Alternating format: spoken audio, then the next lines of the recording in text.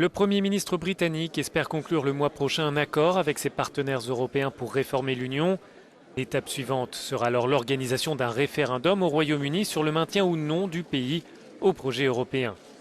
Mais David Cameron doit faire face à une opposition au sein de son propre camp, et ce, jusque sur les bancs du Parlement européen.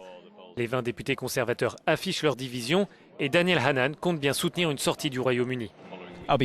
Je vais faire campagne pour quitter l'Union européenne. Je pense que les réformes envisagées ne vont pas fondamentalement modifier les liens entre l'Union et le Royaume-Uni. J'aurais préféré une relation de libre-échange plutôt qu'une relation politique avec l'Union. Pour sa part, le porte-parole des conservateurs britanniques sur les questions internationales, Charles Stanock, estime au contraire que Londres doit maintenir son adhésion et son argumentaire est déjà prêt.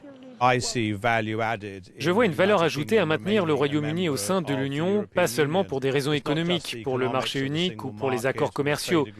Il y a aussi un intérêt britannique pour les questions internationales comme la politique étrangère, les enjeux de sécurité et de défense, la lutte contre le changement climatique et aussi contre le terrorisme international.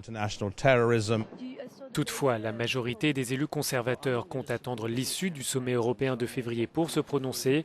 C'est la ligne défendue par le chef de la délégation britannique Ashley Fox.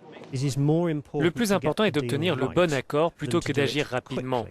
Nous avons dit que le référendum aurait lieu avant la fin 2017 et si nous avons besoin de 2 ans pour arriver à un bon accord, eh bien prenons ces 2 ans. Même si la décision définitive relève des chefs d'État et de gouvernement, il est important pour le Premier ministre britannique de pouvoir compter sur des soutiens au sein du Parlement. Finalement, partisans et opposants au maintien du Royaume-Uni n'attendent maintenant qu'une seule chose, la date du référendum.